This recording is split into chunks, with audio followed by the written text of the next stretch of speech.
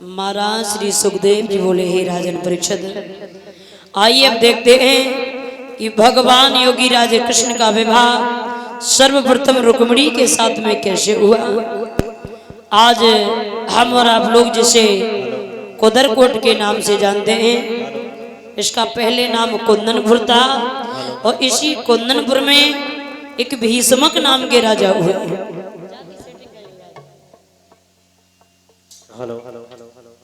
और इसी के मध्य में श्रीमान भैया श्री लालन सिंह राठौर और उनके पुत्र वधू सीमा राठौर की तरफ से ये 201 रुपए का पुरस्कार जो हमारे करीब भिजवा रहे हैं, पगड़ी पहना करके और ये पुष्पों का हार पहना के जो हमें सम्मान कर रहे हैं। भगवान कन्या सद्बुद्धि प्रदान करे।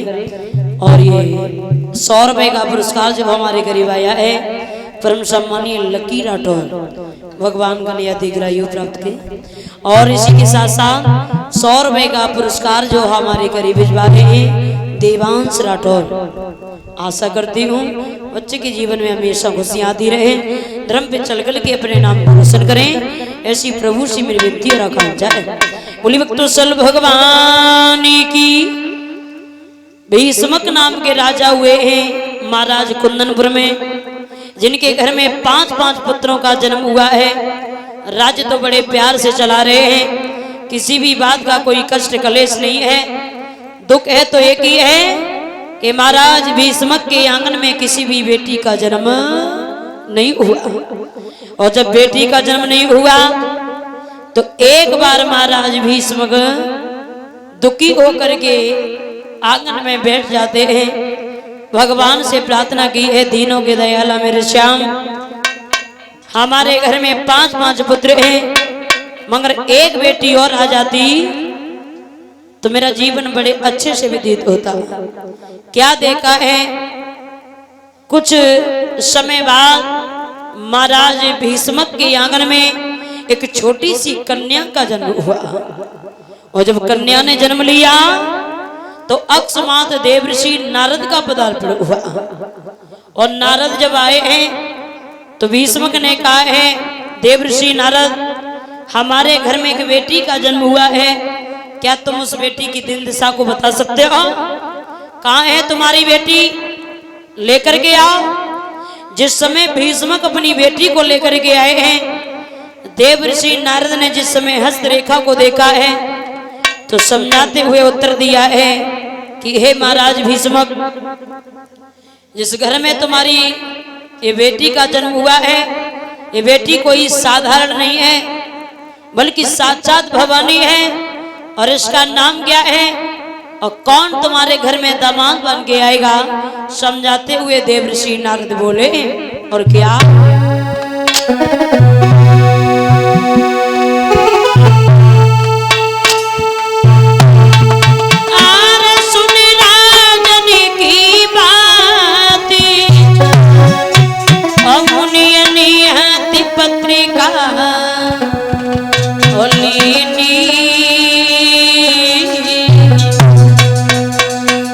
सोची बाजी लगन रे के नाम धरती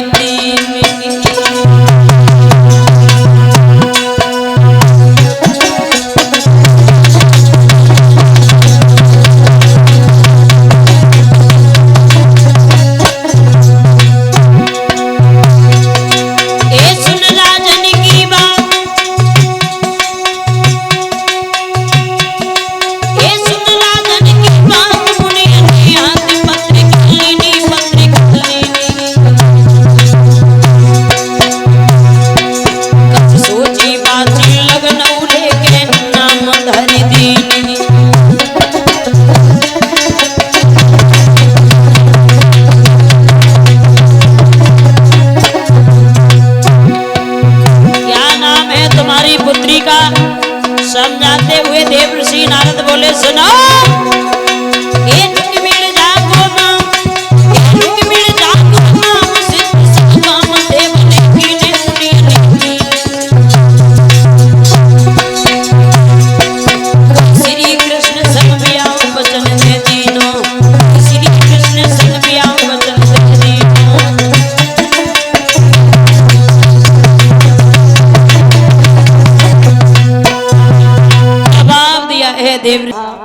कि हे महाराज भीष्मक, ये कोई साधारण बेटी नहीं है, इसका नाम रुक्मिणी है और भगवान कन्हैया जैसे दामाद बन के तुम्हारे घर में आएंगे।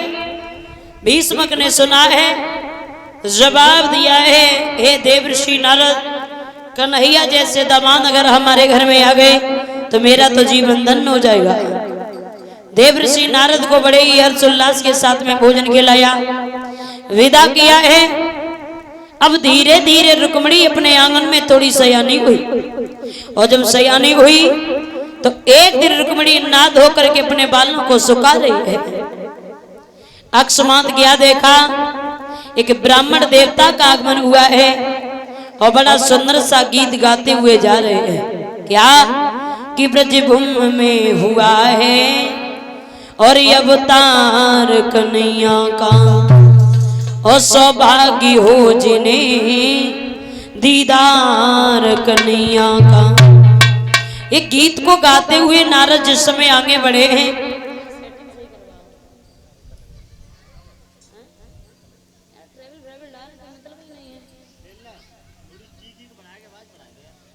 रुक्मिणी ने सुना तो छत से नीचे उतर आई और कहा, है बाबा ये गीत किसका गा रहे हो?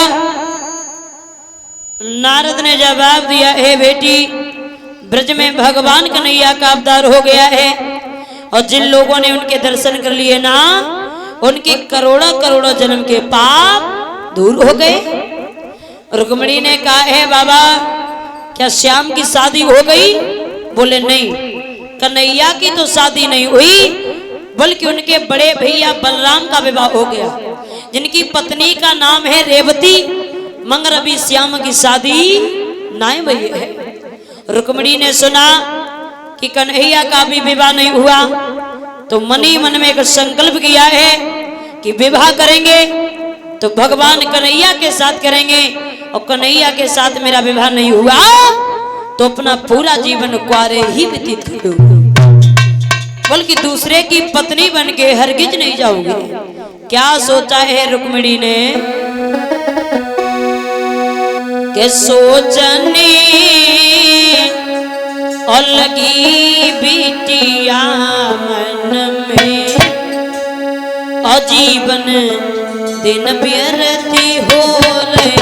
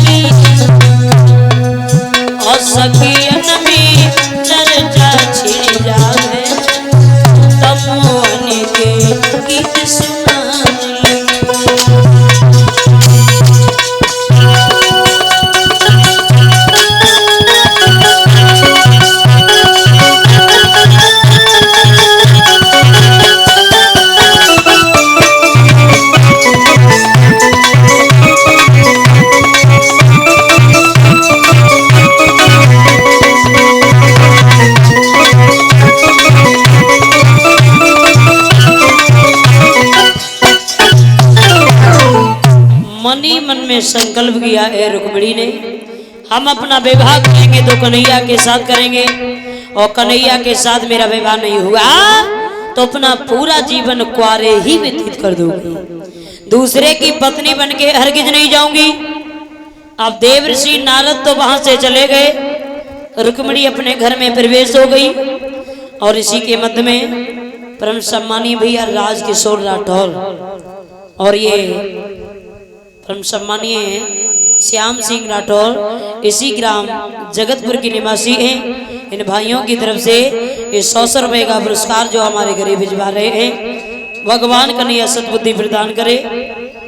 और इसी के मध्य में परम सम्मानीय भैया ये प्रदीप राठौर, वो भरतना की रहने वाले हैं, 201 रुपए का पुरस्कार भिजवा रहे हैं।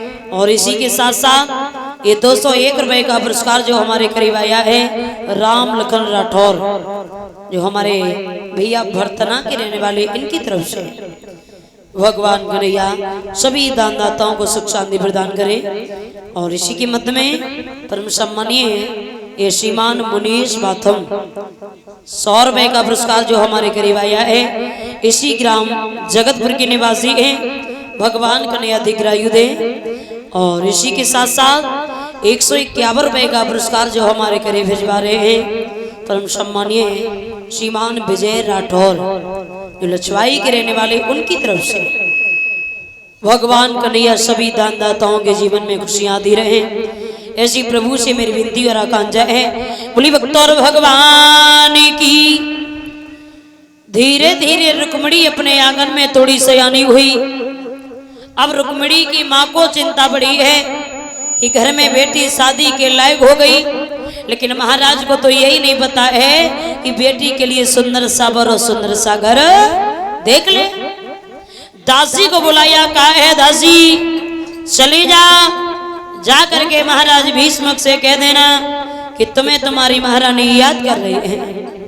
चली है दासी, पहुंच गई है जहां महाराज भीष्मक दरबार में बैठे हुए हैं। जवाब दिया है दासी ने, कहा है महाराज तुम्हें तुम्हारी महारानी याद कर रही है और अभी इसी वक्त आपको चलना पड़ेगा। भीष्मक ने दरबार बंद किया, अपने महलों में प्रवेश हो गए। रानी ने जब देखा है तो बड़े सम्मान के साथ बिठा लिया। एक बात कही है महाराज, बुलाने का सिर्फ एक ही कारण है। क्या? बोले घर में अपनी इकलौती बेटी है। हाँ। बोले शादी के लायक हो गई, कोई सुंदर सा वर और सुंदर सा घर देख लो, क्योंकि बेटी के हाथ पीले करने हैं। भीष्मक ने कहा है कि तो मैं सोच ही रहा था, और आपने तो हमारी मुंह की बात ही छीन ली। आज ही दरबार में जा रहा हूं और रुक्मिणी के विवाह के बारे में आज ही अपना विचार विमर्श करूंगा।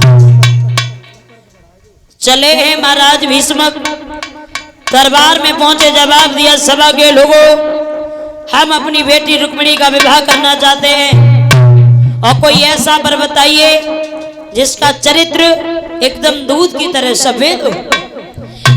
एक खड़ा हो गया, कहा है महाराज क्या हम बता सकते? बोले कहिए। कौन है? बोले मगध का राजा जरासंध। भीष्मक ने जवाब दिया, है दुष्ट, कहने से पहले तुझे मौत क्यों नहीं आ गई? तेरे मुंह में कीड़े क्यों ना पड़ गए?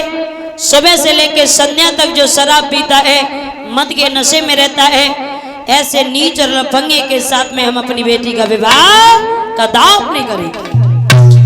कोई और बताओ, ऐसा वर बताइए जो हमारी रुक्मिणी के लायक हो, जो हम विवाह कर सके। एक खड़ा हो गया, जवाब दिया, है महाराज क्या हम बता सकते हैं? बोले हाँ। बोले क्या धर्मराज के लिए कर दी जाए तो कैसी रहेगी? बोले वास्तव में धर्मराज धर्म का प्रतीक है, लेकिन दुर्योधन अधिकारी नहीं दे रहा है, कल उस घर में धाड़ मार भिड़ेगी, तो ऐसे घर में हम अपनी बेटी का विवाह करना नहीं चाहते, इसकी रोज की रोटी का कोई ठिकाना ना।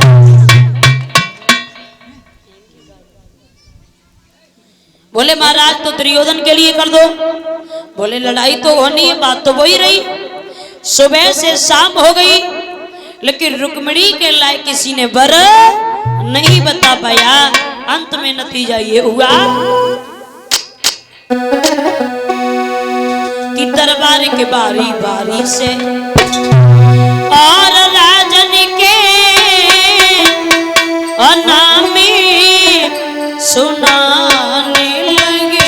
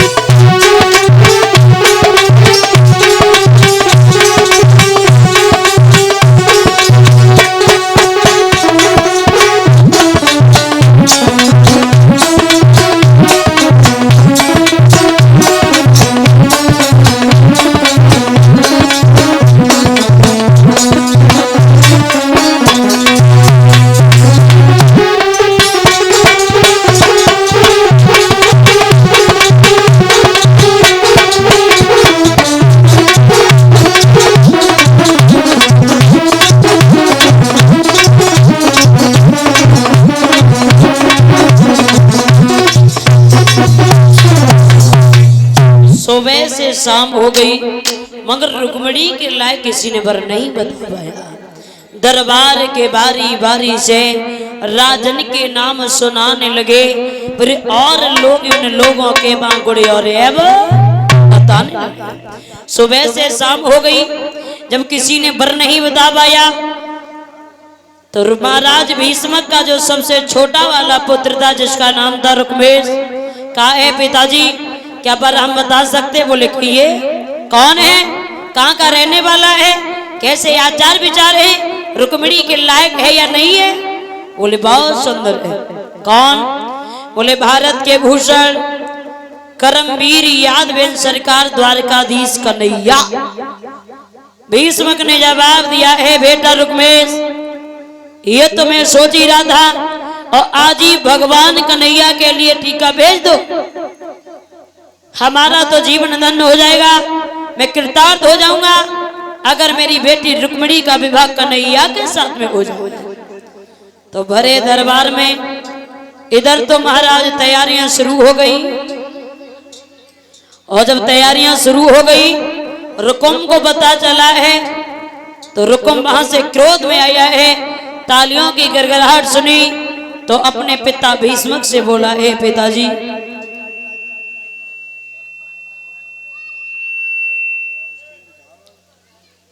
और इसी के मत में परम सम्मानीय भैया विकास राठौर ये आरसीबी की जीत के उपलक्ष्य में 201 रुपए का पुरस्कार जो हमारे करीब भिजवा रहे हैं, भगवान कन्हैया सद्बुद्धि प्रदान करे।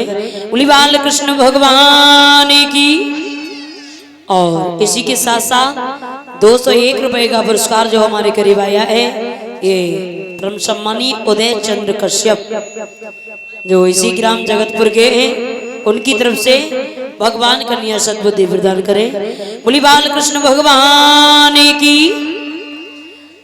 रुकुम ने जिस समय सुना है तो जवाब दिया है, मरने वाले बूढ़े पिताजी, आज से पहले इस दरबार में इतनी तालियों की गड़गड़ाहट, खुशी का माहौल मैंने कभी नहीं देखा, मगर आज क्या बात है।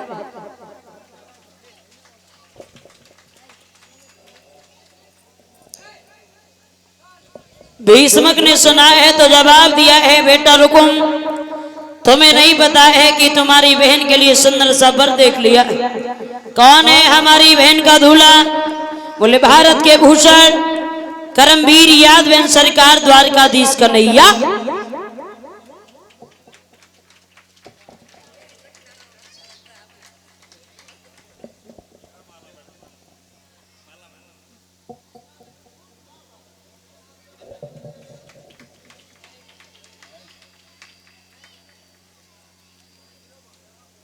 और इसी के मध्य में परम सम्मानीय ऐसी प्रेमचंद्र राठौर भैया के, ये प्रेमचंद्र राठौर के सुपुत्र व पुत्र वधू की तरफ से ये राखी राठौर और ये रंजीत राठौर, इनकी तरफ से पगड़ी पहना करके और ये पुष्पों का हार बना के जो हमें सम्मान कर रहे हैं। आशा करती हूँ धर्म के लिए आई हाथ तो जल बने रहे।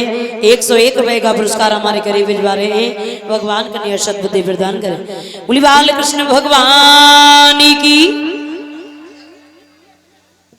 आज जैसे ही रुकुम ने सुना है कि पिताजी कन्हैया की बात कर रहे हैं तो जवाब दिया है, मरने वाले बूढ़े पिताजी, कहने से पहले तुम्हें मौत क्यों नहीं आ गई?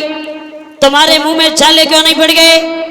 जो दधी माखन को चुरा चुरा के खाता है और सारे दिन गैयों को चराता है, ऐसे दुष्ट के साथ में हम अपनी बहन का विवाह कदाप नहीं करेंगे। और तुमने अगर अपनी मनमर्जी की तो क्या होता है, पिता और पुत्र का रिश्ता सारे भंग हो जाएंगे। इस बीच दरबार में खून के नदियां बह जाएंगे, बम में बह जाएंगे। क्रोध में आकर के आज अभद्रता का प्रयोग करता हुआ रुकुम बोला है, सुना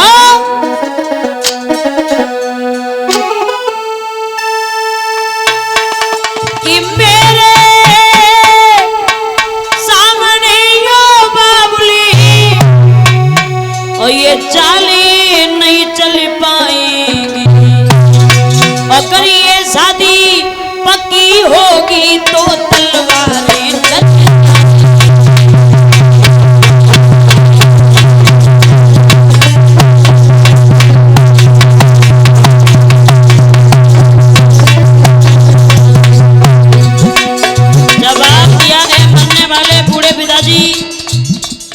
हमारी बहन रुक्मिणी का विवाह वो द्वारकाधीश कन्हैया के साथ अगर आपने कर दिया तो हमसे बुरा कोई नहीं होगा। सुना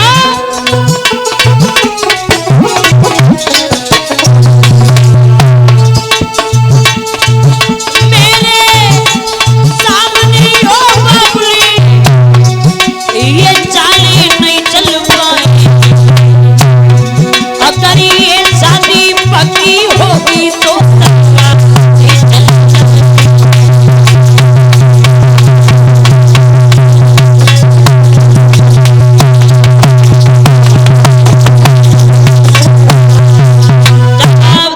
रुकुम ने कहा है, मरने वाले बूढ़े पिताजी, मेरे सामने यो बाबुल ये चालें नहीं चल पाएंगी, अगर ये शादी पक्की होगी तो तलवारें। क्या होता है, पिता और पुत्र का रिश्ता सारे भंग हो जाएंगे।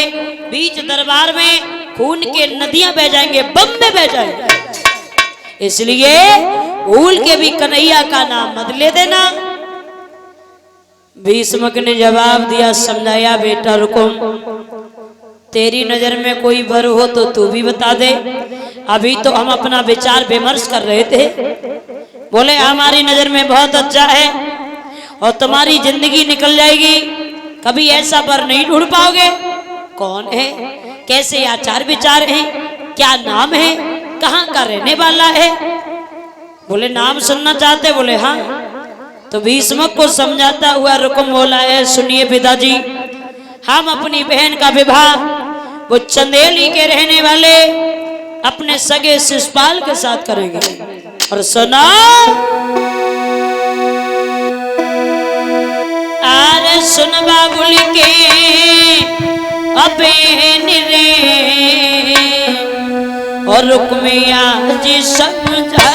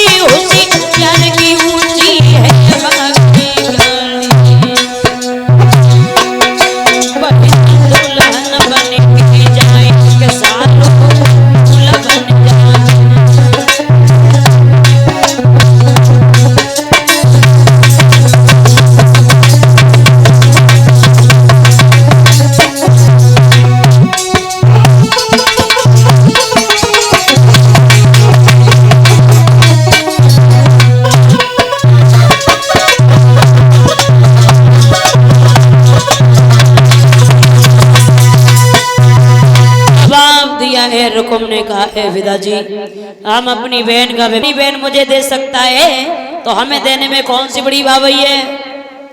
आज बूढ़े पिता की नहीं चलने दी और चंदेली के रहने वाले अपने सगे साले शिशुपाल के लिए पत्र लिखने लगा है।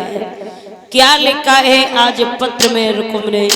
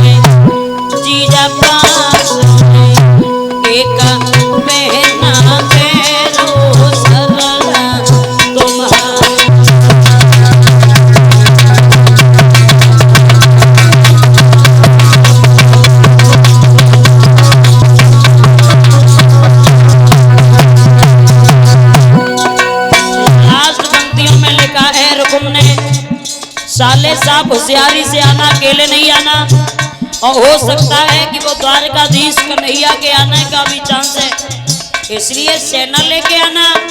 सुना, होशियारी से यो मामा दूल्हा बना दैया दूल्हा, आहा दूल्हा तू आइए मथुरा पूरे बना।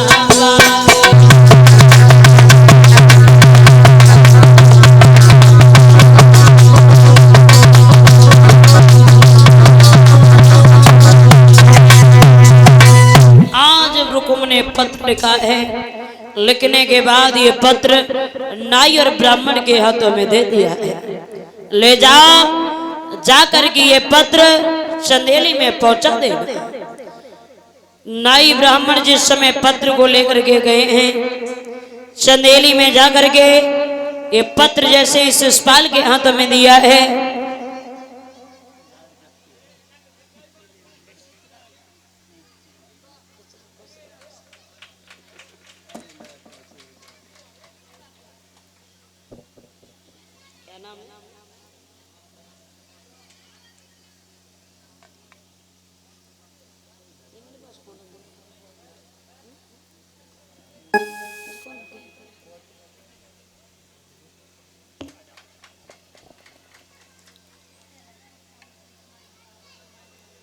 और इसी के मध्य में जो हमें पुष्पों का हार पहना के सम्मान कर रहे हैं, 201 रुपए का पुरस्कार जो हमारे घर भिजवा रहे हैं, ये अंकुश राठौर व उनके पुत्र सिद्ध बाबू राठौर की तरफ से, ये नन्हे से बालक की तरफ से जो सम्मान हुआ है, भगवान कन्या सद्बुद्धि प्रदान करे और इनके जीवन में खुशियां आती रहें, यही आगे चल करके अपने माँ बाप का रोशन करे, ऐसी प्रभु से मेरी विनती रखा जाए। और इसी के मध्य में कौशल राठौर भैया की तरफ से 100 रुपए का पुरस्कार आया है, जो इसी ग्राम जगतपुर के निवासी उनकी तरफ से। और इसी के मध्य में ये परम सम्मानीय सोनू राठौर उत्तम नगर नई दिल्ली के रहने वाले हैं, ये 205 रुपए का पुरस्कार जो हमारे गरीब भिजवा रहे हैं, भगवान कन्या सद्बुद्धि प्रदान करे।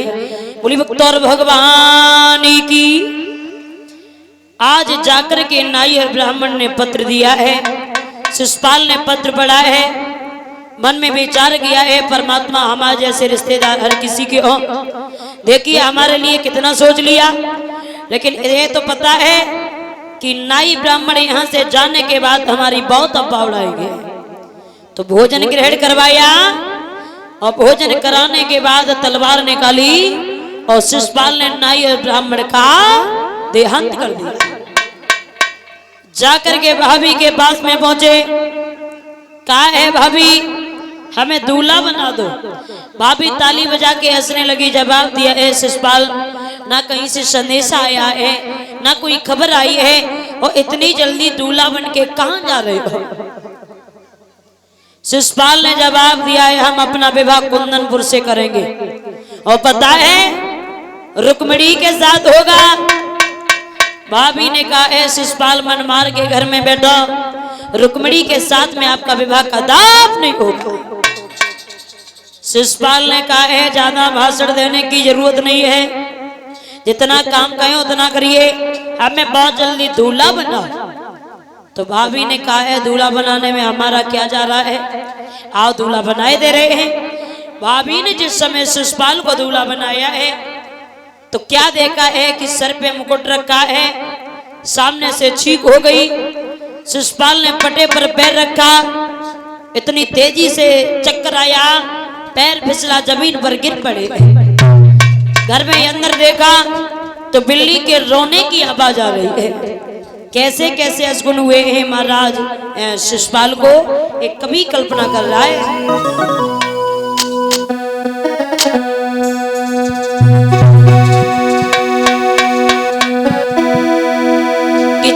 शीश मोहरी जबी औधारोरी के हुई गई छीकी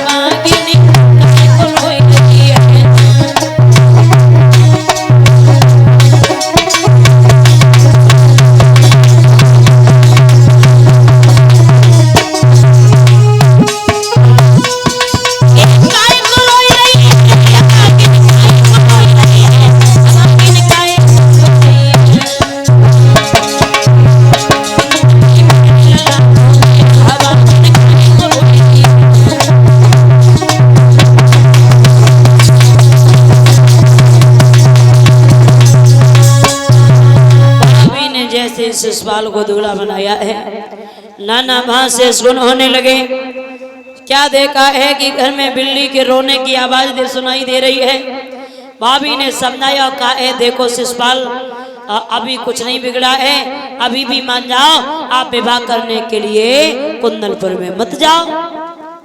शिषपाल ने कहा इसका मतलब है तू मेरा हिस्सा खाना चाहती है, विवाह नहीं होने देगी। अरे हमें दूल्हा बना, ये देखो कोई कमी तो नहीं रह गई। तो भाभी ने कहा है कमी तो कुछ नहीं लगता, अभी आंखों में काजल नहीं लगा है। बोले बहुत जल्दी आंखों में काजल लगा। भाभी जिस समय काजल लगाने के लिए उद्यत हुई है शिषपाल की आंखों में, तो क्या देखा है कि उन आंखों के बीच में भाभी ने एक बहुत बड़ा अशकुन देखा। क्या देखा?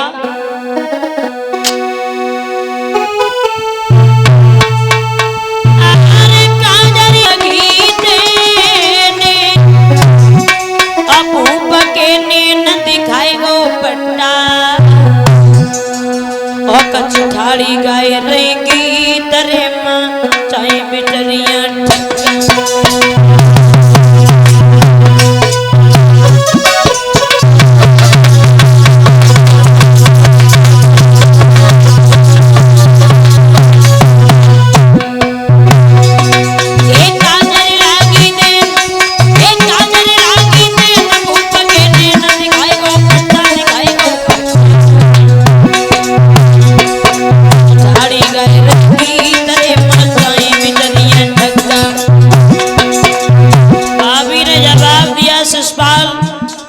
अभी भी मान जाओ कुछ नहीं बिगड़ा है, आप विवाह करने के लिए कुंदनपुर में मत जाओ। सुना तुम दर्द मोरी उतार के समझाई जरूर नहीं करता।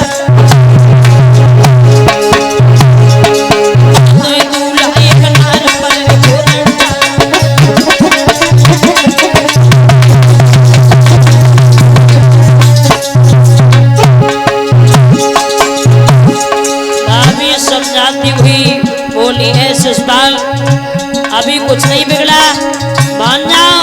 सुना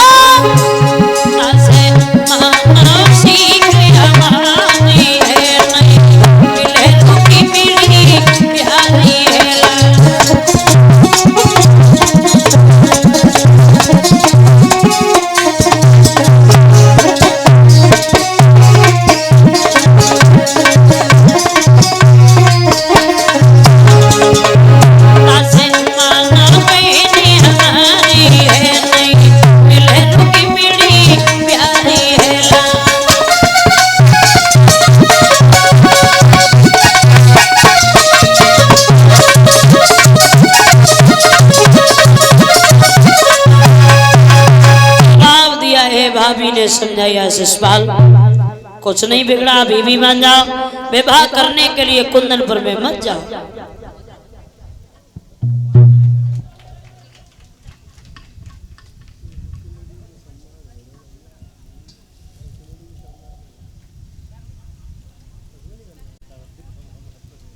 और इसी के मध्य में ये हमें जो पगड़ी पहना के सम्मान कर रही हैं, पुष्पों का हार पहना के जो हमें सम्मान कर रही हैं, ये परम सम्मानीय बहन रुचि राठौर परोखा की रहने वाली, उनकी तरफ से 201 रुपए का पुरस्कार हमारे करीब भिजवा रहे हैं। और इसी के मध्य में